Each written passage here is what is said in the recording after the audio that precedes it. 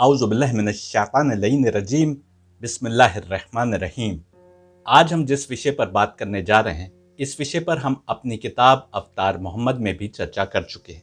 ये वो किताब है जिसमें हमने वसीम रिजवी नामी व्यक्ति के नाम से छपी पुस्तिका मोहम्मद में दिए गए हर पॉइंट का अक्ली और ऐतिहासिक दलीलों के साथ उत्तर देने की कोशिश की है। वसीम रिजवी के नाम से सोशल मीडिया पर घूमने वाली पुस्तिका लिखने का मकसद भी यही था कि कम ज्ञान रखने वाले मुसलमानों के मन में पैगंबर मोहम्मद की छवि को लेकर शंका पैदा की जाए और दूसरी ओर उन गैर मुस्लिमों को दिखाया जाए जो इंसानियत के नाम पर सबको बराबर समझते हैं कि मुसलमान ऐसे पैगंबर को अपना मार्गदर्शक मानते हैं जिनका कैरेक्टर ऐसा था और जिन्होंने ऐसा ऐसा किया। हालांकि ये पुस्तिका झूठ के पुलिंदे के अतिरिक्त कुछ नहीं, फिर भी क्योंकि पुस्तिका की शक्ल में आरोप लगाए गए थे, इसलिए हमने पुस्तक की ही शक्ल में उत्तर देना उचित समझा।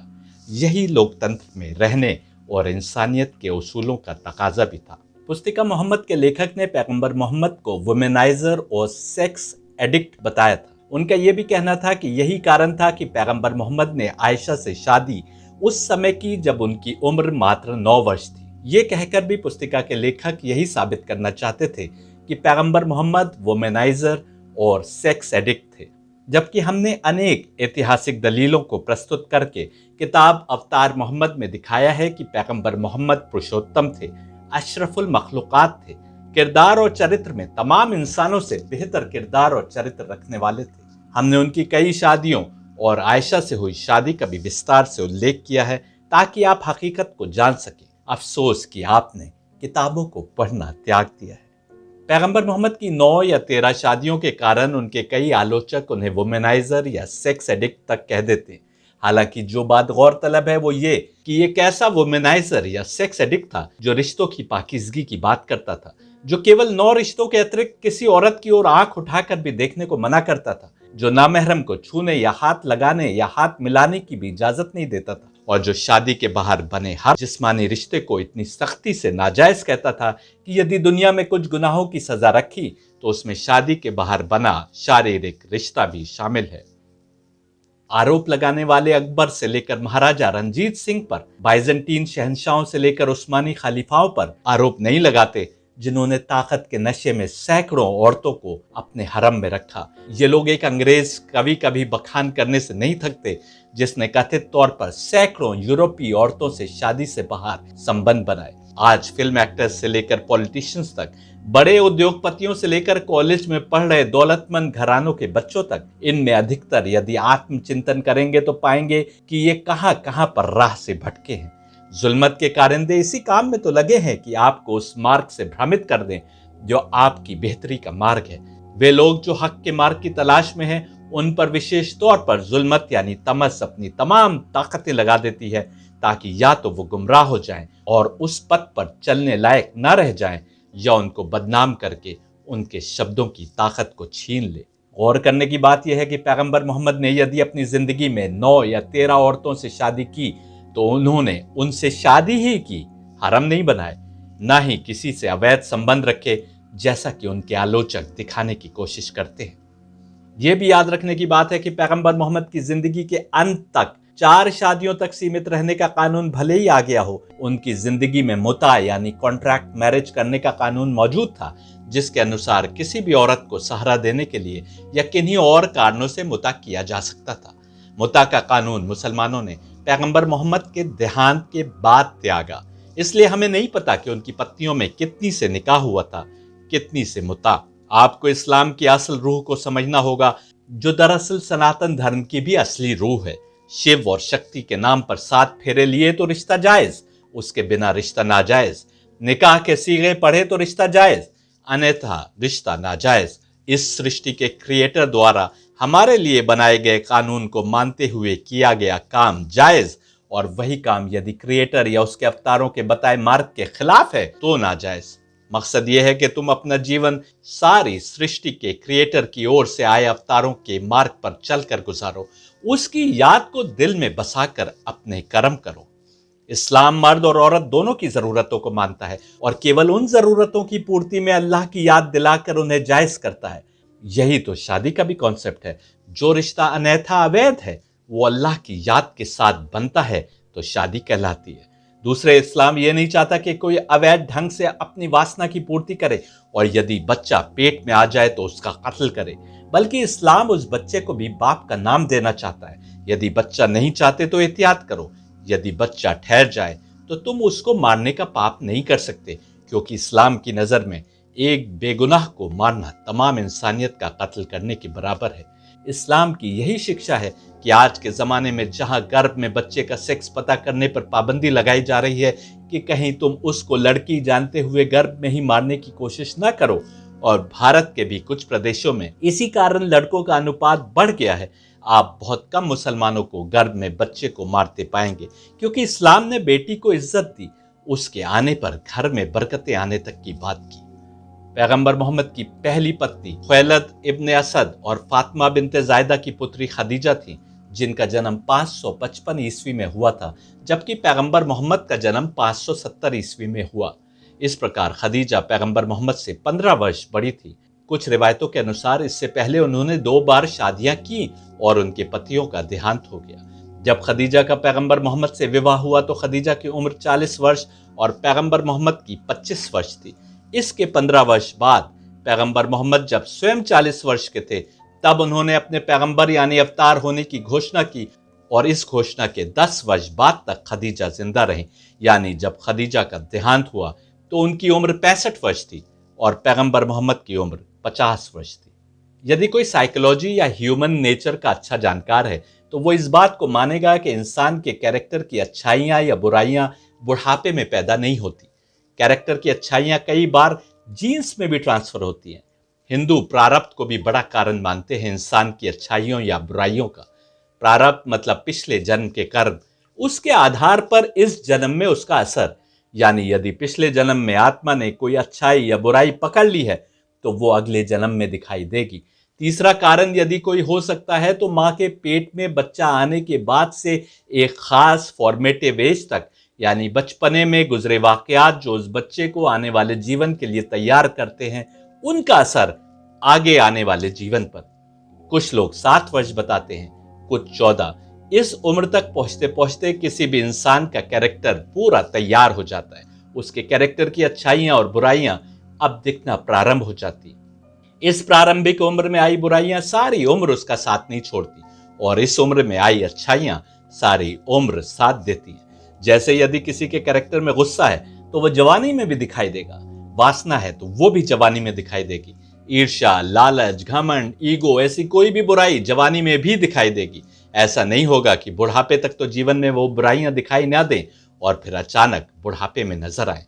पैगंबर मोहम्मद पर वुमेनाइजर होने का आरोप लगाने वाले गौर करें कि भले ही खदीजा की उम्र 65 वर्ष हो गई हो, उन्होंने उनकी जिंदगी में दूसरी शादी की नहीं सोची। अपनी स्वयं की उम्र भी 50 वर्ष हो जाने के बावजूद उन्होंने दूसरी शादी की नहीं सोची। इसका साफ अर्थ है कि बाद में की गई शादियां किसी खास परिस्थिति में कोई खास संदेश देने के लिए या किसी विधवा या वृद्धा को सहारा देने के लिए की गई थी। इस्लामी इतिहास की मशहूर किताबों तारीख इब्न हिशाम और तारीख इब्न साद के अनुसार खदीजा मक्का की बहुत ही इज्जतदार और ऐसी मालदार महिला थी कि जब व्यापारिक काफिले सीरिया आदि के लिए जाते थे तो उसमें केवल खदीजा के ऊँटों की संख्या इतनी होती थी जितनी तमाम कुरैश के व्यापारियों के होते थे। इसके अतिरिक्त आप अपना माल दूसरों को बेचने के लिए शिरकत पर, पार्टनरशिप पर भी दिया करती थी। किताबों में दर्ज है कि पैगंबर मोहम्मद से शादी के पूर्व एक बार खदीजा ने सपने में देखा कि तमाम आसमान नूरानी हो गया और एक बहुत ही तेज किरणें डालने वाला सूर्य उनकी गोद में आ गया, जिसकी रोशनी से तमाम सृष्टि दमकने लगी। खदीजा ने अपना सपना अपने चाचा के पुत्र वर्का को बताया, जो बेहद ज्ञानी और रूहानी व्यक्ति थे।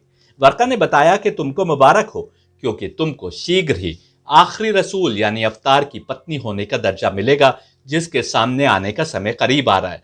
यहाँ बताना आवश्यक है कि यह वो समय था जब अनेक भविष्यवाणियां लोगों में घूम रही थीं कि अंतिम मसीहा के आने का समय हो गया है। यहूदियों, ईसाइयों और दूसरे धर्म के मानने वालों में भविष्यवाणियां आम थी। कुरान भी इसकी गवाही देते हुए कह रहा है कि यह भविष्यवाणी पहले ही तमाम किताबों में दे दी गई थी। सलमान फारसी के लिए मशहूर है कि उन्होंने ईसाइयों की किताबों में पढ़ा कि अंतिम रसूल के आने का समय करीब है, और जब उन्होंने सुना कि मक्का में किसी व्यक्ति ने अपने अंतिम रसूल होने का दावा किया है, तो उस खोज में मक्का का सफर किया। सनातन किताबों में भी हमें मिलता है कि कैसे आने वाले समय के अवतारों की भविष्यवाणियां दी गई थी। बुद्ध के समय कितने ब्राह्मण पंडित आया करते थे वो निशानियां ढूंढने के लिए, जो उनकी किताबों में भविष्यवाणियां की गई थी कि आने वाले अवतार के शरीर पर वो निशानियां होगी। इसका जिक्र बड़े विस्तार से मैंने अपनी किताब वन गॉड वन रिलीजन में भी किया है और अवतार मोहम्मद में भी किया है। नौजवान मोहम्मद की ईमानदारी की खबर खदीजा को भी थी। उन्हें ऐसे व्यक्ति की आवश्यकता थी जो ईमानदारी के साथ उनका माल ले जाए और उनके व्यापार में अधिक से अधिक लाभ दे। उन्होंने पैगंबर मोहम्मद को उनके काफिले की अगुवाई करने का न्योता दिया, जिनकी उम्र अभी 25 वर्ष भी नहीं थी, अभी 15 वर्ष से अधिक बाकी थे जब इस नौजवान ने अपने रसूल यानी अवतार होने का दावा किया। ऐसे समय में उन्होंने खदीजा के व्यापारिक काफिले को लेकर बसरा का सफर किया। रास्ते में नस्तूरी राहिब का वाकया पेश आया। मोहम्मद एक सूखे पेड़ के नीचे ठहरे तो लोगों ने देखा कि चंद लम्हे में वो सूखा पेड़ हरा भरा हो गया। नस्तूरी राहिब जब उसको इस बात का पता चला तो पुरानी खुदाई किताबें ले आया जिनमें आने वाले अवतार का हुलिया बयान किया गया था। वो अपनी किताब को पढ़ता जाता था और मोहम्मद के हुलिये से मिलाता जाता था और कहता जाता था कि ईसा पर इंजील पुस्तक भेजने वाले खुदा की कसम, ये वही है जिनकी भविष्यवाणी ईसा दे गए हैं और कोई शक नहीं है कि यही अंतिम जमाने के रसूल हैं जिनकी खबर हमारी किताबों में दी गई है। मैंने आपको बताया कि बुद्ध के समय में भी कई ब्राह्मण अपनी अपनी किताबें लेकर वो 32 निशानियां ढूंढने के लिए आया करते थे जो उनकी किताबों में दी गई थी कि आने वाले मसीहा के शरीर पर वो निशानियां होंगी। नस्तूरी राहिब ये तक कहता था कि काश मैं वो समय देख पाता जब ये अपने पैगंबर यानी अवतार होने की घोषणा करेंगे और मैं भी उनके दुश्मनों से युद्ध लड़ सकता। याद रखें, भविष्यवाणियां थी कि जब हक का पैगंबर आएगा तो शैतानी ताकतें उसकी दुश्मनी पर उतर आएंगी। भविष्यवाणियों में इन दुश्मनों के साथ युद्ध करना भी था। जिस दिन आप वेद के फिर से अनुवाद करेंगे आप पाएंगे कि वो भी आने वाले समय में देवताओं के फिर से मानव शरीर में नवजात बच्चों के समान अवतरित होने की बात कर रहे हैं और उन युद्धों का उल्लेख कर रहे हैं जो वो लड़ेंगे। इस पर मैं पहले कई लेक्चर्स में बात कर चुका हूं जो आप सुन सकते हैं। पैगंबर मोहम्मद की अगुवाई में यह व्यापारिक काफिला जब वापस पलट रहा था और मक्का के करीब था तो वो दोपहर का समय था। खदीजा को जब यह पता चला कि उनका काफिला वापस आ रहा है तो वो छत पर गई। उन्होंने देखा कि मोहम्मद इस हाल में वापस आ रहे हैं कि उनके चेहरे से एक नूर रोशन है और उनके सिर पर 2 पंछी इस तरह अपने परों से साया किए हुए हैं कि धूप उन पर नहीं पड़ने पाती। वापस आने पर उनके गुलाम मैसरा और उनके रिश्तेदार खजीमा ने सफर के हालात और मार्ग में जो अजीब बातें देखी थी वो बताईं तो खदीजा को यकीन हो गया कि यही वो व्यक्ति है जो अंतिम जमाने का रसूल होगा। 40 वर्ष की आयु में जब मोहम्मद ने अपने पैगंबर यानी अवतार होने की घोषणा की, जिसके फलस्वरूप तमाम मक्का उनका दुश्मन हो गया और जिंदगी में मुसीबतें आना प्रारंभ हुई, तो भी इन दोनों की जिंदगी में सब्र और सुकून ऐसा था जैसे वे एक दूसरे को देखकर जीते थे। यही सुकून किसी शादी को संपन्न बनाता है और ये न मिलने पर ही कोई मर्द किसी दूसरे की ओर आकर्षित होता है। जब खदीजा ने महसूस किया कि पैगंबर मोहम्मद को इस्लाम की शिक्षा फैलाने के लिए माल और दौलत की आवश्यकता है तो अपना तमाम माल और दौलत खुशी खुशी पैगंबर मोहम्मद को भेंट कर दिया कि जैसे चाहे खर्च करे। यहाँ तक कि 10 वर्ष के भीतर वो दिन भी आए जब अरब की सबसे रईस खातून के परिवार को कई कई दिन भूखे रहना पड़ा और पेड़ों की छाल खाकर या पेट पर पत्थर बांधकर गुजारा करना पड़ा। निजामुद्दीन हसन इब्न मोहम्मद निशापुरी ने अपनी किताब तफसीर निशापुरी में और फखरुद्दीन राजी ने अपनी किताब तफसीर कबीर में लिखा है कि एक रोज पैगंबर मोहम्मद खदीजा के पास गमगीन हालत में आए।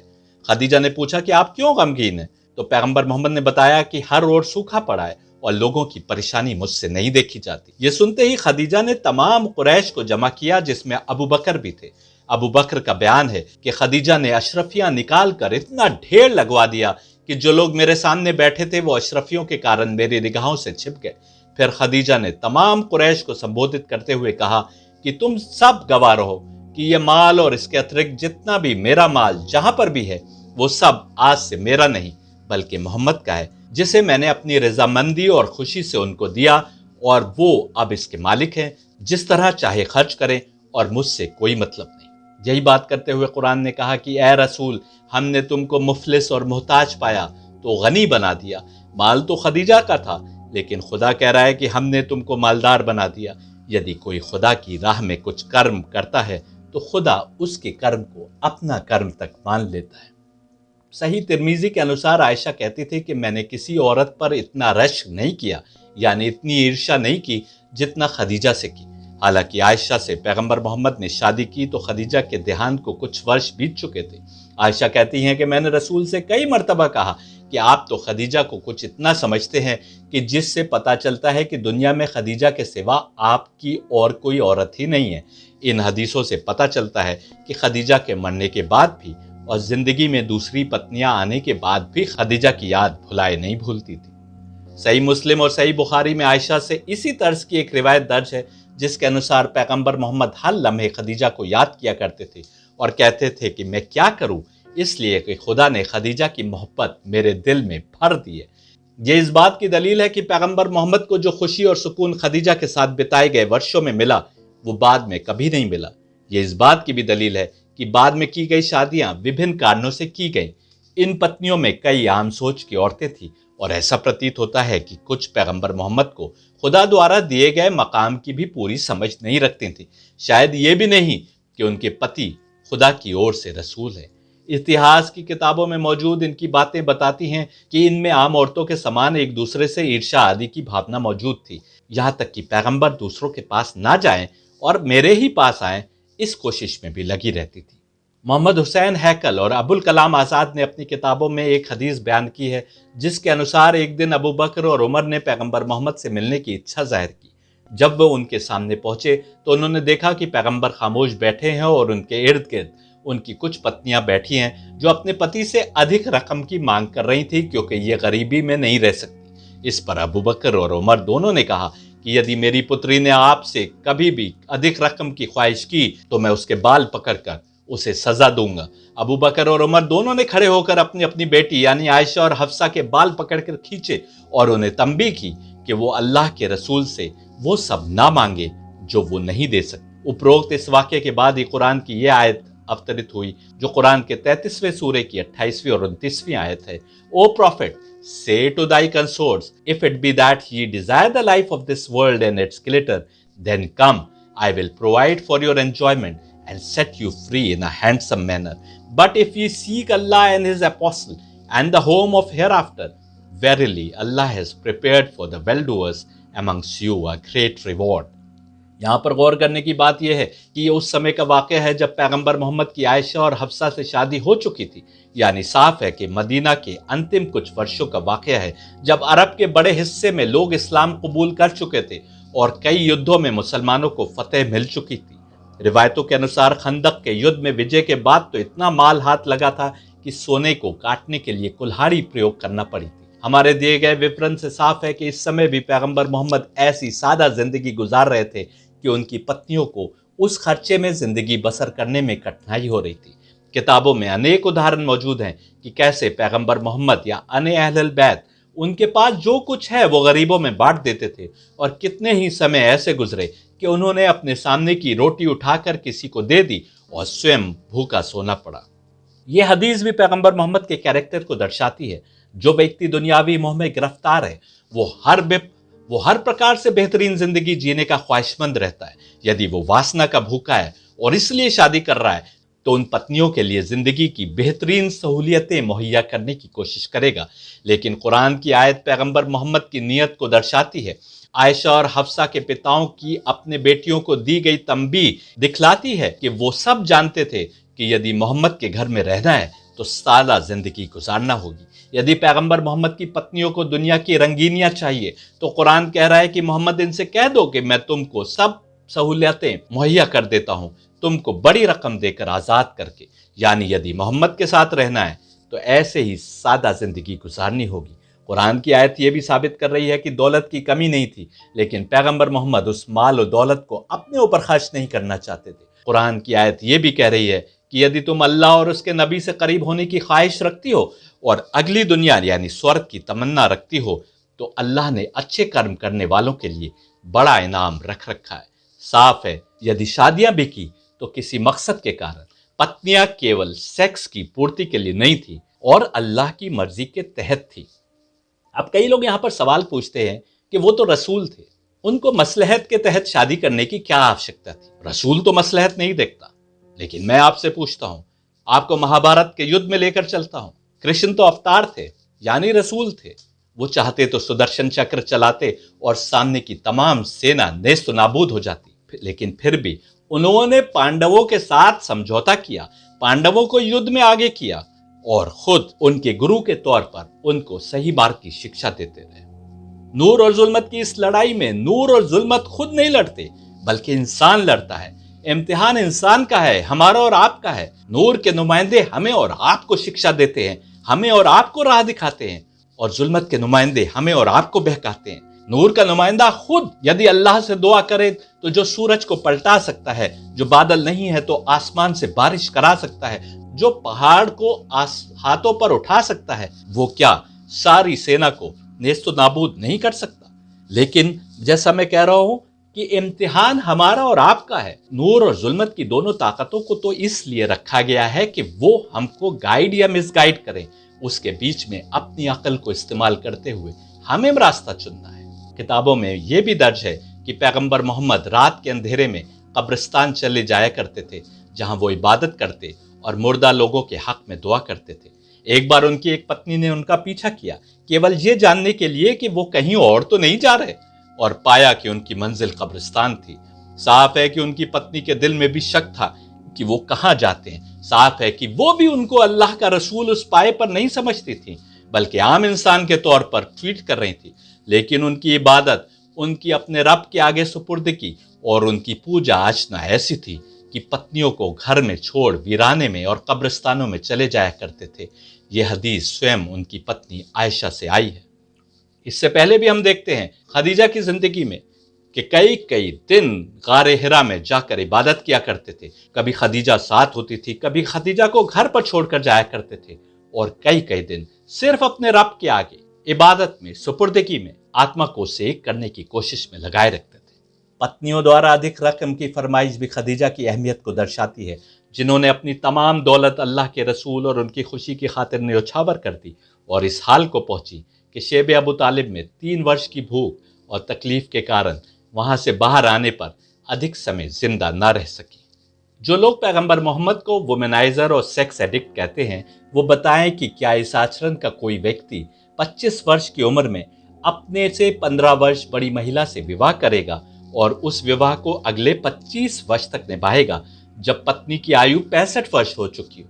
यदि कोई वुमेनाइजर और सेक्स एडिक्ट है तो ये बीमारी उसके आचरण में पहले दिन से दिखाई देती है। ऐसा मुमकिन नहीं कि जीवन के उस हिस्से में जब सेक्सुअल प्रोग्रेस सबसे अधिक होती है, कोई इंसान अपनी सारी जिंदगी अपनी उम्र से 15 वर्ष बड़ी किसी महिला के साथ गुजार दे और फिर जिंदगी के अंतिम 10 वर्ष में उसके चरित्र में यह बीमारी देखने को मिले। फिर इस प्रवृत्ति का व्यक्ति समाज की सबसे सुंदर समझी जाने वाली महिला से विवाह करेगा, न कि विभिन्न कबीलों में आमद पैदा करने की खातिर, विधवाओं को सहारा देने की खातिर, रूढ़िवादी रीति रिवाज को समाप्त करने की खातिर, वो भी ऐसी महिलाओं से जिनमें से कोई भी अधिक सुंदरता के लिए नहीं जानी जाती थी। यदि ऐसा करना होता तो 40 वर्ष की उम्र में मक्का वालों का दिया गया वो प्रस्ताव ही कबूल कर लेते, जिसके अनुसार यदि मोहम्मद दौलत चाहते तो वो दौलत के अंबार लगाने को तैयार थे, यदि ताकत चाहते तो वो सरदारी देने को तैयार थे, और यदि औरतें चाहते तो वो अरब की सबसे सुंदर औरतें उनके कदमों में ला देने के लिए तैयार थे। बस एक शर्त थी कि एकेश्वरवाद का प्रचार करना छोड़ दे। यदि वो सुंदर औरतें मोहम्मद के कदमों में देने को तैयार थे तो आप समझ सकते हैं कि उस समय के लोगों की मनोस्थिति क्या थी। औरतों को केवल मटेरियल पोजीशन के तौर पे देखा जाता था कि जहां दौलत देने का ऑफर कर रहे थे, जहां ताकत देने का ऑफर कर रहे थे, सरदारी देने का ऑफर कर रहे थे, वहीं सबसे खूबसूरत औरतें भी पेश करने का ऑफर कर रहे थे। ऐसा व्यक्ति जो बनी हाशिम के सरदार के घराने में पैदा होने और अपनी नाम और इज्जत के कारण जिस महिला से चाहता उससे विवाह कर सकता था, वो केवल विधवाओं और बेसहारा औरतों और रूढ़िवादी रीति रिवाज समाप्त करने की खातिर विवाह करता नजर आता है। कुछ से विवाह करता है कि उनको सामाजिक सुरक्षा मिल सके, और कुछ से इसलिए कि उनको सहारा मिल सके, और विशेषकर इसलिए कि उनके मानने और चाहने वाले उनके बाद भी विधवा, गरीब, बूढ़ी या तलाकशुदा औरतों को सहारा और सामाजिक सुरक्षा देने हेतु विवाह करते रहे। अफसोस कि मुसलमानों में भी सबसे सुंदर अविवाहित स्त्री से विवाह करने का चलन आम हो गया। इस्लाम ने वर्जिन और गैर वर्जिन की कोई बात नहीं की, बल्कि उससे शादी करने को कहा कि जो आचरण में सबसे बेहतरीन है, जो तुम्हारी अगली नस्ल को सबसे अच्छी तरबियत दे सके। लेकिन मुसलमान भी शादी में गैर शादीशुदा और खूबसूरत वधू तलाश करने लगे। खदीजा के दुनिया से जाने के बाद ही पैगंबर मोहम्मद ने कोई शादी की। इनमें पहली शादी 50 वर्ष की उम्र में सौदा बिनते जमा से की, जो विधवा थी और जिनकी उस समय उम्र करीब 37 वर्ष थी। सौदा के पति का एबिसीनिया से वापसी में देहांत हो गया था। सौदा मुस्लिम महिला थी जिसने अपने धर्म के कारण एबिसीनिया से अरब की यात्रा की थी। यदि वो एबिसीनिया वापस जाती तो उसके परिवार वाले धर्म परिवर्तन करके इस्लाम अपना लेने के लिए उनको यातनाएं देते, जैसा कि वे लोग अन्य लोगों को यातनाएं दे रहे थे जिन्होंने इस्लाम कबूल कर लिया था। धर्म परिवर्तन करके इस्लाम अपना लेने वाले लोगों पर वो जुल्म करते और जबरन उन्हें अपने पुराने धर्म में वापस पलट आने के लिए मजबूर करते। यात्रा करके सौदा मदीना पहुंची तो बेसहारा थी। उनका कोई भी अपना मदीना में नहीं था। इब्ने कसीर के अनुसार she was a tall and large black skinned women with a jolly kindly disposition, यानी विधवा, बहुत लंबी, मोटी और काली। इब्ने कसीर आगे लिखते हैं कि मक्का में लोग अचंभे में थे कि मोहम्मद ने ऐसी विधवा से विवाह किया है जो ना तो कम उम्र थी और ना सुंदर। सौदा से शादी करके वो अरबों की सोच को एक बड़ा धचका दे रहे थे, जिनके लिए किसी असुंदर विधवा से शादी करने का कोई कारण नहीं बनता था। पैगंबर मोहम्मद ने ज़ैनब बिनते खुज़ैमा से शादी की जब उनके पति अब्दुल्ला इब्ने जैश ओहद के युद्ध में शहीद हो गए।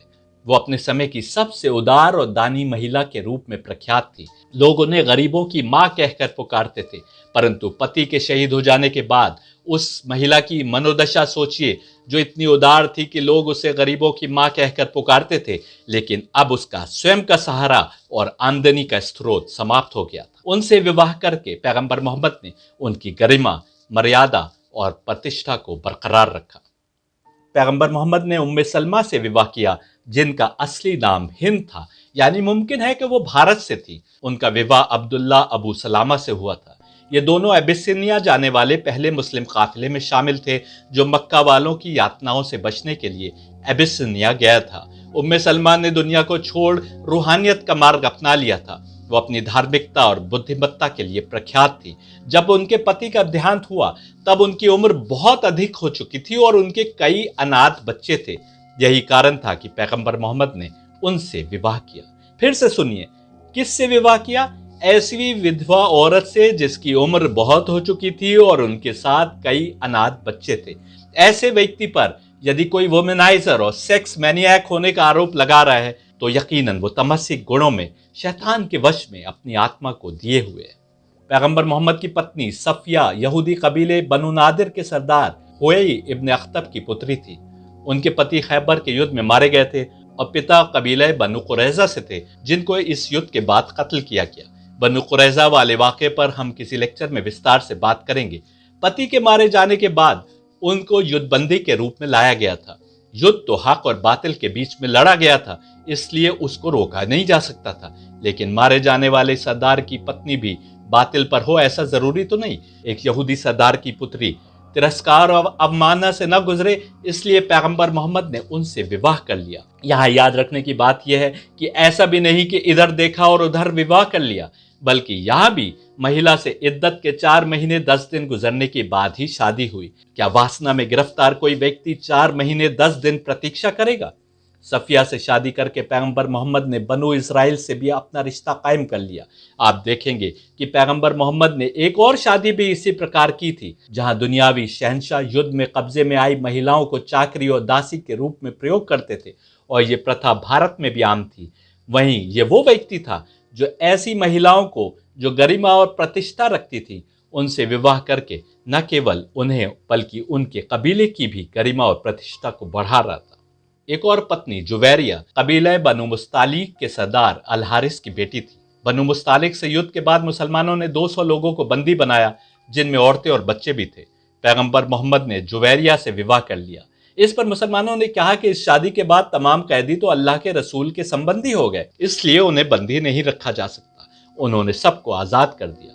यहाँ ये बताना आवश्यक है कि बनी मुस्तालिक ने मुसलमानों पर हमला किया था। इस युद्ध में अनेक मुसलमान भी शहीद हुए थे। युद्ध में यदि मुसलमानों की पराजय हो जाती तो बनी मुस्तालिक किसको जिंदा छोड़ते, लेकिन जीत मुसलमानों की हुई। जीत के बाद ही कई लोग युद्धबंदी बनाकर लाए गए। यदि पैगंबर मोहम्मद उनको ऐसे ही छोड़ देते तो ये मुसलमानों के साथ नाइंसाफी होती, जिन्होंने अनेक शहादतें देकर युद्ध में विजय प्राप्त की थी और इन लोगों को बंदी बनाया था। लेकिन उन्होंने सिर्फ एक शादी कर मुसलमानों को सोचने पर मजबूर किया कि ये तो उनके संबंधी हैं, अब इनको कैसे कैद में रखा जा सकता है, और सबके सबको अपनी मर्जी से छोड़ दिया। पैगंबर मोहम्मद की इस शराफत से प्रभावित होकर समूचा कबीला बनु मुस्तालिक मुसलमान हो गया। यह बहुत ही बड़ा कबीला था। इस उदारता ने तमाम अरब कबीलों को मुसलमानों और इस्लाम से करीब कर दिया। आलोचक जो युद्धबंदियों को लेकर तरह तरह के आरोप लगाते हैं, वे बताएं कि क्या वो सही करते हैं। पैगंबर मोहम्मद की एक पत्नी मैमूना थी, जिनका नाम बर्राह बिनते अल हारिस अल हिलालिया था। उनके दूसरे पति अबू रूम इब्ने अब्दुल उज़्ज़ा अल अमीरी के देहांत के बाद उन्होंने पैगंबर मोहम्मद के सामने आकर अपने को उनके सामने पेश किया। पैगंबर मोहम्मद ने उनसे विवाह कर लिया, जिसके फलस्वरूप कुरान की एक आयत इस बारे में अवतरित हुई। यहाँ पर यह बात गौर करने की है कि मैमूना कोई बहुत खूबसूरत औरत नहीं थी, बल्कि जब वो विधवा हो गई और उनके सामने जीवन बसर करने का कोई रास्ता नहीं रहा, तो उन्होंने अपनी मर्जी से पैगंबर मोहम्मद के सामने अपने को पेश किया। अब क्या धुतकार देते, अब क्या मना कर देते, अब क्या कहते कि नहीं, मेरे दिल में तुम्हारे लिए कोई जगह नहीं। जो उस व्यक्ति के किरदार के खिलाफ होता, जो ऐसा रहमदिल था कि उसके रहमदिली के किस्से बताए जाते हैं। पैगंबर मोहम्मद ने एक विवाह उम्मे हबीबा से किया, जिनका नाम रामला बिनते अबू सुफियान था। अबू सुफियान वो व्यक्ति था जो उस समय मुसलमानों का सबसे बड़ा दुश्मन था। वो बार बार मौका देखकर फौज इकट्ठा करके मुसलमानों पर हमलावर हो रहा था। उसकी पुत्री रामला ने इस्लाम कबूल किया था। वो उबैदुल्लाह इब्ने जैश की पत्नी थी। मुसलमानों ने जब एबिसिनिया की ओर दूसरी हिजरत की तो उसमें ये दोनों शामिल थे। वहां उबैदुल्लाह ने ईसाई धर्म अपना लिया, पर यह इस्लाम पर रही। ये एबिसिनिया से वापस मदीना आ गई। उस समय भी उनका पिता अबू सुफियान फौजें जमा कर रहा था मुसलमानों को समाप्त कर देने के लिए। उस समय भी वो मुसलमानों का सबसे बड़ा दुश्मन था। न पति था और न पिता के घर जा सकती थी। पैगंबर मोहम्मद ने उनसे विवाह किया ताकि उन्हें सुरक्षा एवं संरक्षण प्रदान किया जा सके। ज़ैनब बिनते जैश से पैगंबर मोहम्मद का विवाह पुराने रूढ़िवादी रस्म रिवाज को तोड़कर इस्लामी कानून की पूर्ति और उस पर अमल करने हेतु किया गया। ज़ैनब का विवाह ज़ैद इब्ने हारिस से हुआ था, जिनको पैगंबर मोहम्मद ने पाला था, जिसके चलते लोग उनको मोहम्मद का बेटा कहकर पुकारने लगे थे। ज़ैद ने ज़ैनब को तलाक दे दिया, जिसके पश्चात पैगंबर मोहम्मद ने ज़ैनब से विवाह किया। इस शादी के कारण भी आज तक पैगंबर मोहम्मद पर आरोप लगाए जाते हैं। इस्लाम ने मुंह बोला बेटा या मुंह बोले भाई या बहन का इनकार किया है। किसी को बेटा या भाई या बहन कह देने से वो महरम नहीं हो जाता, और ना मुंह बोले बेटे की पत्नी बहू हो जाती है, बल्कि जो रिश्ते महरम हैं, जिनके सामने हम आ जा सकते हैं, वो साफ तौर पर कुरान में बयान किए गए हैं। और उनसे बाहर तमाम रिश्ते जिनसे इंसान शादी भी कर सकता है, वो नामहरम है। जबकि अरब में ये मान्यता थी कि मुंह बोले बेटे की पत्नी से शादी नहीं हो सकती। कुरान ने इसका खंडन किया तो पैगंबर मोहम्मद ने इस प्रथा को तोड़ने हेतु ज़ैनब से विवाह किया। इस विषय पर कुरान की कई आयतें आई हैं, जिन पर मैं 19 जनवरी 2020 को अपलोडेड अपने लेक्चर क्या कुरान बेटे की पत्नी से शादी करना जायज़ करता है, does Quran allow marriage with daughter in law में विस्तार से चर्चा कर चुका हूँ। उमर जो दूसरे खलीफा हुए, उनकी पुत्री हफ्सा बिनते उमर के पति खुनैस इब्ने हुज़ैफा बदर के युद्ध में शहीद हुए थे, जिसके तदुपरांत पैगंबर मोहम्मद ने हफ्सा से विवाह कर लिया। इसके अतिरिक्त अबू बकर जो कि पहले खलीफा हुए, उनकी पुत्री आयशा से भी पैगंबर मोहम्मद ने विवाह किया। मुसलमानों का कहना है कि आयशा पैगंबर मोहम्मद की अकेली पत्नी है जिनकी पहले कोई शादी नहीं हुई थी, अन्यथा तमाम पत्नियां विधवा थी। जरा बताइए, कोई सेक्स मैनियक या वुमेनाइजर केवल विधवाओं से ही शादी करेगा? यदि आपने 11 जून 2022 को अपलोडेड मेरा पिछला lecture age of Ayesha at the time of marriage, क्या पैगंबर मोहम्मद ने आयशा से 9 वर्ष की उम्र में शादी की, सुना है, तो आप जानते हैं कि आयशा का भी पहले निकाह हो चुका था। आयशा के पति ने उसको इसलिए तलाक दे दी थी कि उन्होंने इस्लाम कबूल कर लिया था। मैंने पिछले लेक्चर में अनेक सबूत दिए हैं ये दिखाने के लिए कि आयशा का पैगंबर मोहम्मद से ना तो 6 वर्ष की उम्र में निकाह हुआ था और ना 9 वर्ष की उम्र में रुखसती हुई थी।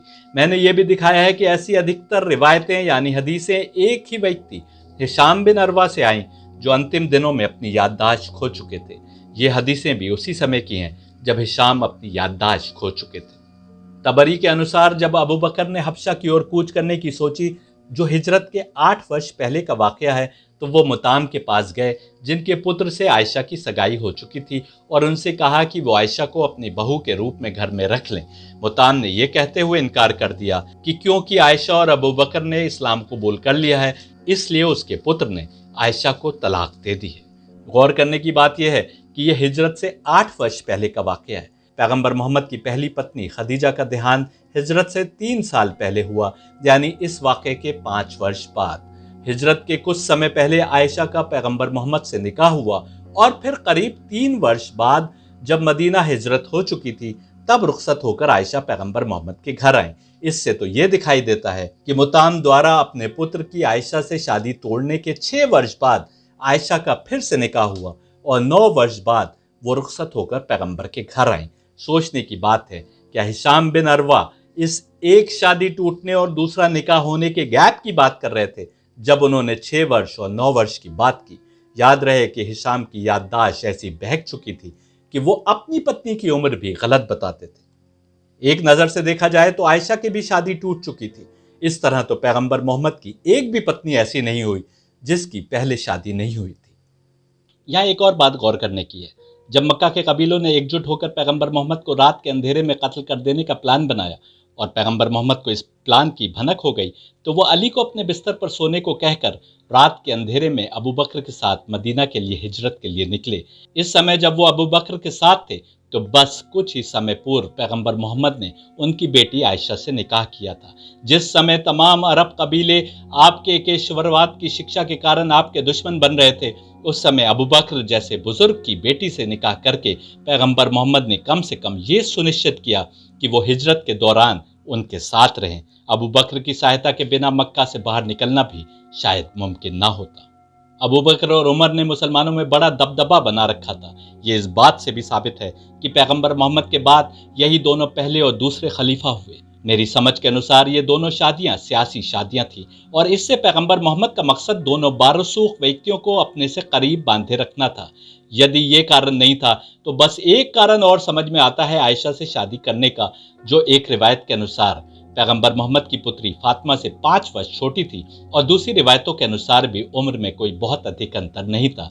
जिस प्रकार ज़ैनब बिन्ते जैश से पैगंबर मोहम्मद का विवाह पुराने रूढ़िवादी रस्म रिवाज को तोड़कर इस्लामी कानून की पूर्ति और उस पर अमल करने हेतु किया गया, ताकि दुनिया को ये पैगाम दे सके कि इस्लाम में जो सगे संबंधी महरम है, जो 9 रिश्ते बताए गए हैं जिनके सामने तुम आ सकते हो, और जो सबसे करीबी रिश्ते हैं उनके बाहर तुम किसी को महरम नहीं बना सकते। यानी किसी को बेटे जैसा कह देने से कोई बेटा नहीं हो जाएगा, किसी को भाई जैसा या बहन जैसा कह देने से, जैसे कजन्स के लिए आमतौर पर कहा जाता है, वो सगा भाई या बहन नहीं हो जाएंगे, उसी प्रकार बेटी जैसा कोई नहीं हो जाएगा यदि वो बेटी की उम्र का है। महरम और नामहरम रिश्तों की पासदारी तुम्हें वैसे ही पाकदामनी के साथ करनी है। उन महरम रिश्तों से बाहर यदि दोनों पक्ष चाहें तो बेटी जैसी या बाप जैसे रिश्तों से या माँ जैसी या बेटे जैसे रिश्तों से विवाह के बंधन में जोड़ सकते हैं, यदि दोनों पक्ष चाहें। यानी चाह रहे हैं, इसका मतलब मन में ख्वाहिशात हैं, यानी रिश्ता इतना करीबी नहीं है कि अब उसमें चाहत डेवलप नहीं हो सकती। और ऐसा नहीं है कि ये समाज में नहीं हो रहा, खूब धड़ल्ले से हो रहा है, विशेषकर समाज के उस तबके में जो दौलतमंद तबका कहा जाता है। परंतु वहां पर हम बेटी जैसी या बेटे जैसा नहीं कहते, जैसा हम पैगंबर मोहम्मद के लिए बेहिचक कह देते हैं। हमने गूगल पर चेक किया तो सबसे पहले जो लेख सामने आया उसका शीर्षक था 70 celebrity couples who make it work despite huge age gaps. इस लेख की प्रारंभिक लाइनें इस प्रकार थीं: When you picture your perfect partner, you probably think of someone who is your age or at least in the same generation as you. But love doesn't always work that way, and some couples make it work despite a huge age gap. These May December romances, as they are called, have faced their share of criticism, but they are still going strong. इनको May December romances नाम दिया गया। इनको huge age gaps के बावजूद खुशी खुशी जिंदगी गुजारने वाला बताया गया। इनको पॉजिटिव नजर से देखा गया। लेकिन पैगंबर मोहम्मद ने जब आयशा से शादी की तो तुम वहां बेटी जैसा कहकर आरोप लगाते हो। क्या तुम समझते हो कि वो पैगंबर जो जिंदगी के हर क्षेत्र में बनी रूढ़िवादी सोच को तोड़कर तुम्हें असली इस्लामी शिक्षा पर चलने के लिए तैयार कर रहा हो और अपने को एक अमली नमूना बनाकर पेश कर रहा हो? वो उम्र में अंतर हो तो भी दोनों चाहें तो शादी हो सकती है, इसका अमली नमूना पेश नहीं करेगा। तुम्हें उनका ये कर्म तो याद रहा, लेकिन रात रात भर जागकर अपने रब के आगे इबादत में डूबे रहना याद नहीं रहा। हमें इन विवाह को समझने के लिए पैगंबर मोहम्मद की समूची जिंदगी के विवरण को पढ़ना और समझना होगा।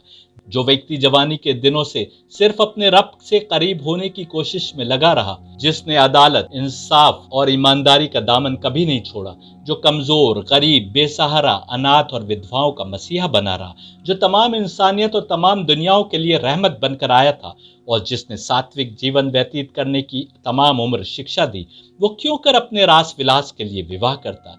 यदि कुछ ऐसी रिवायतें किताबों में आ गई हैं तो हमें समझना चाहिए कि उसकी जिम्मेदार जुल्मत यानी तमस है। नूर के नुमाइंदे हक का रास्ता दिखाने आए तो जुल्मत उस मार्ग से पथभ्रष्ट करने की हर कोशिश करेगी। जुल्मत उन नूर के नुमाइंदों का कैरेक्टर असैसिनेशन करने की कोशिश करेगी, ताकि उस कैरेक्टर असैसिनेशन के चलते तुम उस नुमाइंदे के बताए मार्ग को भी ना पहचानो। कुछ लोग किताबों में मौजूद इन रिवायतों से लाभान्वित होकर बड़े प्रसन्न होते हैं। वो भूल जाते हैं कि उनका संपर्क कौन सी ताकत से है कि वो ऐसा कर रहे हैं।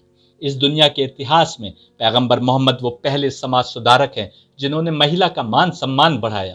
औरत के प्रति परोपकार और हितकारिता की भावना उन्होंने दर्शाई, वो अपने आप में मिसाल है। ऐसे समय में जब औरत को मात्र एक वस्तु के अतिरिक्त कुछ नहीं समझा जाता था, जिसको इस्तेमाल करके छोड़ देना था, जो समाज महिला उत्पीड़न में सबसे आगे था, उस समाज में उन्होंने उस महिला की मान मर्यादा और गौरव को बढ़ाया और उसकी रक्षा की। महिला हित को लेकर वो इतना अधिक चिंतित थे कि उनके अंतिम शब्दों में भी मर्दों को औरतों के हुकूक याद दिलाए गए हैं। उन्होंने कहा, be careful about prayer and about what your right hand possesses. Do not impose on them what they have no strength for. Fear Allah about the women because they are helpless in your hands. लोगों ने बहुत सी उल जलूल बातें बना ली, जैसे पैगंबर मोहम्मद में 40 पुरुषों की शक्ति थी, या ये कि वो रोजाना हर पत्नी के पास जाया करते थे। यहाँ ये बताना आवश्यक है कि इस्लाम ने तमाम पत्नियों के साथ अदालत करने की बात की है, ना कि बराबरी करने की। अदालत और बराबरी में अंतर न करने वाले लोग भी कई बार पैगंबर मोहम्मद के आचरण को नहीं समझ पाते। उदाहरण के रूप में एक भोग है जिसमें यह निष्कर्ष निकाला गया कि सबके साथ बराबरी का सलूक होगा। कुछ लोग घर से खाना खा कर आए थे और कुछ भूखे थे। बच्चे, औरतें, बूढ़े और जवान थे। सबको 2-2 रोटी दे दी गई। ये बराबरी तो हुई, पर अदालत नहीं। बच्चे के लिए 2 रोटी अधिक थी और जवान के लिए कम। जो लोग घर से खा कर आए थे उन्हें एक की भी आवश्यकता नहीं थी, और जो भूखे थे उनके लिए 4 भी कम थी। इस्लाम बराबरी के स्थान पर अदालत की बात करता है। कम अक्ल आलोचक चाहते हैं कि सौदा जैसी पत्नी, जिसको अब पुरुष की कोई आवश्यकता नहीं है, उनका पति अब भी उनके साथ उसी बराबरी से पेश आए जैसे वो कम उम्र पत्नी जैसे आयशा के साथ पेश आता है। मोहम्मद का ये उसूल था कि वो बारी बारी एक ही दिन में नहीं अपनी पत्नियों के साथ रात बिताया करते थे। यदि सौदा अपनी मर्जी से उन्हें किसी और के पास जाने को कहती तो ये कह उठते हैं कि सौदा को डर था कि कहीं मोहम्मद उन्हें तलाक न दे दें, इसलिए उन्होंने ऐसा किया। यदि डर था भी तो वो सौदा के दिल में, जो पैगंबर मोहम्मद को शायद पूरी तरह समझ भी नहीं पाए। कुरान की ये आयत आए, You, O Muhammad, can postpone the turn of whom you will of them your wives, and you may receive whom you will, and whomsoever you desire of those whom you have set aside her turn temporarily. It is no sin on you to receive her again. That is better, that they may be comforted and not grieved, and may all be pleased with what you give them. Allah knows what is in your hearts, and Allah is ever all-knowing, most forbearing. इस पर पत्नी आयशा का बयान किताबों में दर्ज है कि उन्होंने कहा, The messenger of Allah used to ask permission of us for changing days. After this ayah was revealed, I said, if it were up to me, I would not give preference to anyone with regard to you, O messenger of Allah. यह आयत आने से पहले पैगंबर मोहम्मद बारी बारी हर पत्नी के पास जाया करते थे। इस आयत आने के बाद वो किसी भी पत्नी के पास जाने से पहले उससे इजाजत ले लिया करते थे जिसकी अब बारी थी। इससे साफ है कि अनेक पत्नियां ऐसी थीं जो उम्र के साथ मर्द के साथ रहने की चाह खो चुकी थी। उन्हें केवल संरक्षण की आवश्यकता थी, उनके मान मर्यादा को बचाए रखने की आवश्यकता थी, जैसा कि पैगंबर मोहम्मद ने किया। यहाँ यह भी बताना आवश्यक है कि वो तमाम पत्नियों के पास केवल शारीरिक जरूरत की पूर्ति के लिए जाया नहीं करते थे। अपने अंतिम दिनों में भी जब वो बीमार थे और हर पत्नी के घर जाने में असमर्थ थे, तो भी वो उनसे अनुमति लेते थे जिनकी बारी थी कि वो जहां हैं वहीं ठहरे रहें कि नहीं। ये है इस्लाम का इंसाफ का तकाजा, जो कहता है कि यदि एक से अधिक पत्नियां हों तो तुम्हारे लिए आवश्यक है कि हर किसी के साथ इंसाफ से पेश आओ। यदि इंसाफ नहीं कर सकते तो एक से अधिक पत्नियों की सोचो भी नहीं। इस्लाम इंसाफ को अंधा नहीं बल्कि और अक्ल के साथ देखता हुआ पेश करना चाहता है। यही कारण है कि जब चोरी करने के जुर्म में एक कैदी की उंगलियां काटी जाने की सजा सुनाई गई तो अली ने उसको रोक दिया।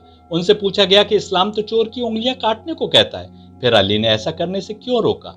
अली ने कहा कि इसने चोरी की है रोटी की। यदि सजा ही दी जानी है तो शासक को दी जानी चाहिए कि उसके शासन में किसी व्यक्ति को 2 समय की रोटी भी नहीं मिली। अली जब खलीफा हुए और करीब 4 वर्ष बीत गए तो उन्होंने तमाम शहरवासियों को बुलाया और पूछा कि क्या कोई ऐसा है जिसको 2 समय का खाना नहीं मिला, या जिसके तन पर कपड़ा नहीं, या सिर पर छत नहीं? कोई एक भी सामने नहीं आया। यह है इस्लाम की अदालत। बराबरी और अदालत का एक और अंतर देखिए। आपकी सालाना आमदनी 5 लाख है तो आपको कितना टैक्स देना है ये सबको पता है। कानून ये नहीं देखता कि एक व्यक्ति अकेला अपने पुश्तैनी घर में रहता है तो दूसरा माँ बाप भाई बहन पत्नी और 2 बच्चों के साथ किराए के मकान में रहता है, जहां भाई बहन के कॉलेज की पढ़ाई, बच्चों के स्कूल की पढ़ाई के साथ माँ के दिल के दर्द की दवाई और पिता की सप्ताह में 3 बार डायलिसिस होनी होती है। इस्लाम कहता है कि जो भी तुम्हारा लाइफस्टाइल है उसके अनुसार जिंदगी गुजारने के बाद एक बंधी हुई तारीख को जो कुछ तुम्हारे पास बचा रह जाए उसमें से तुम टैक्स निकाल दो। एक और बराबरी है, दूसरी ओर अदालत। अंत में बस कुछ और बातों पर आपका ध्यान आकर्षित करेंगे। इस्लाम ने 4 औरतों तक शादी करने की बात की, ये दूसरे धर्मों से बढ़ाकर नहीं की, बल्कि जिस समय औरत को केवल एक वस्तु का दर्जा दिया जाता था, जब तक कि वो सुंदर और जवान होती, उसकी हरम में कदर होती और फिर वो केवल दासियों के समान जीवन व्यतीत करती। एक व्यक्ति कितनी जवान युवतियों से शादी करे इसकी कोई लिमिट नहीं थी। बादशाह बड़े बड़े हरम रखते थे और पैगंबर मोहम्मद के बाद तक रखते रहे। यदि पुराण में उल्लेख है कि एक ऋषि ने किसी राजा की 50 पुत्रियों से एक ही समय में विवाह कर लिया, तो हम देखते हैं कि भारत में महाराजा रंजीत सिंह या तुर्की में उस्मानी खलीफा तक बड़े बड़े हरम रखते थे। आज दौलतमंद सेठों की अनेक बिगड़ी औलादें दर्जनों नाजायज रिश्ते रखती हैं, जब चाहे थाईलैंड जैसे किसी देश में या भारत में चल रहे अनेक मसाज पार्लर्स में अपनी सेक्स की जरूरत की पूर्ति करते हैं। इस्लाम जब अधिकतर 4 पत्नियों तक सीमित करता है तो उसकी भी शर्तें हैं, 4 करने की भी शर्त है, और 4 के अतिरिक्त किसी भी हाल में यदि तुम धनाढ़े सेठ हो या कि बड़े विख्यात कलाकार या राजा महाराजा या हॉलीवुड के कोई बड़े फेमस एक्टर, सबके लिए 4 के अतिरिक्त हर औरत नामहरम है, जिससे शारीरिक रिश्ता बनाना तो दूर, तुम उसको हाथ भी नहीं लगा सकती और उसकी ओर आंख उठाकर भी नहीं देख सकती। यदि आप गूगल करें या यूट्यूब पर ढूंढें तो आपको पूर्वी यूरोप के अनेक देशों के वीडियो मिल जाएंगे जहां मर्द और औरत का अनुपात बदल गया है। महिलाएं अधिक हैं और पुरुष कम। ऐसे में कुछ देशों में, यदि मंडी न कहें तो ऐसे मेले लगने आम बात हो गई है जहां कम से उम्र की युवतियां सच संवर कर जाती हैं और जहां जवान और बूढ़े मर्द आकर जिससे चाहते हैं शादी कर लेते हैं। यूट्यूब आदि पर आप देख सकते हैं कि कई दूसरे देशों से मर्द इन मेलों में आते हैं और सस्ते में किसी जवान खूबसूरत और मनचाही युवती से शादी करके ले जाते हैं। दूर से तो ये बहुत अच्छी बात दिखाई देती है, लेकिन जरा गौर करिए, यदि मर्द और औरत का अनुपात इतना बदल जाए कि कमसिन और जवान युवतियों को मर्द को रिझाने के लिए बन संवर कर जाना पड़े और उन्हें ये डर सता रहा हो कि कहीं वो बिना शादी के न रह जाएं, तो ऐसे हालात में उन औरतों से जिनकी उम्र अधिक हो चुकी है, जो विधवा हैं या तलाकशुदा, उनसे कोई क्यों शादी करेगा? अरब के रेगिस्तान में जहां जिंदगी आसान नहीं थी, कबीलों में युद्ध होते रहते थे, मर्द और औरत का अनुपात बदल जाना स्वाभाविक था। ठीक वैसे जैसे पहले और दूसरे विश्व युद्ध के दरमियान और बाद में यूरोप में औरतों के मुकाबले में मर्द कम हो गए थे। हम आपसे पूछते हैं, क्या ऐसे में ठीक ठाक जीवन बसर करने वाले मर्द के लिए अनिवार्य नहीं हो जाता, जो 2 या उससे अधिक पत्नियों के दरमियान इंसाफ करना जानता हो, कि वो किसी गरीब, बेसहारा, विधवा या तलाकशुदा औरत से शादी करके उसकी मान और मर्यादा को बनाए रखने का जिम्मेदार बने और इस प्रकार समाज में अराजकता फैलने से रोकने में अपना रोल निभाए। जरा सोचिए, यदि पैगंबर मोहम्मद ने उन औरतों से शादी ना की होती जिनकी मान मर्यादा को बचाए रखने की खातिर या उन्हें या उनके बच्चों को सपोर्ट देने की खातिर उन्होंने उनसे शादी करी थी, तो क्या होता? यदि शादी ना करते और पैगंबर मोहम्मद किसी विधवा के घर अनाज पहुंचाने या उसके बच्चों का हाल चाल जानने महीने में एक बार भी जाते, तो क्या वो लोग जो शादी कर लेने के बाद भी पैगंबर मोहम्मद को वुमेनाइजर और सेक्स एडिक्ट कह रहे हैं, वो उनके कैरेक्टर पर उंगली उठाना छोड़ देते? तब तो शादी भी नहीं की होती। मान लीजिए बिना शादी किए पैगंबर मोहम्मद किसी औरत के हाल चाल पूछने या उसके बच्चों की पढ़ाई का इंतजाम करने या किसी भी कारण से उसके घर जाते या किसी घर में उस महिला के रहने का इंतजाम करते, तो क्या तमस्सिक सोच वाले लोग उन पर आरोप लगाना छोड़ देते? तब तो जो आरोप लगते उनका खंडन करना भी मुश्किल हो जाता। जो लोग उनको अवतार या खुदा का रसूल मान रहे हैं वो तो तब भी उनकी वैसे ही इज्जत करते, लेकिन आम व्यक्ति जो अपनी आम निगाहों से उन्हें अपने जैसा कोई आम व्यक्ति समझ रहा हो, उसके लिए शक में पड़ना और अधिक आसान हो जाता। अंत में मैं तमाम महिलाओं से प्रश्न करता हूँ, दिल पर हाथ रखकर बताइए, कोई विधवा है, कोई तलाकशुदा है, बेइंतहा गरीब महिला है, उसके घर हर महीने राशन पहुंचा देने से, उसके बच्चों के स्कूल की फीस भर देने से और उसके रहन सहन का इंतजाम कर देने से उसकी मान मर्यादा अधिक बढ़ेगी कि उससे शादी करके उसको घर में परिवार का बराबर का हिस्सेदार बना लेने से उसकी मान मर्यादा की अधिक रक्षा होगी? दिल पर हाथ रखकर सोच समझ कर उत्तर दीजिएगा।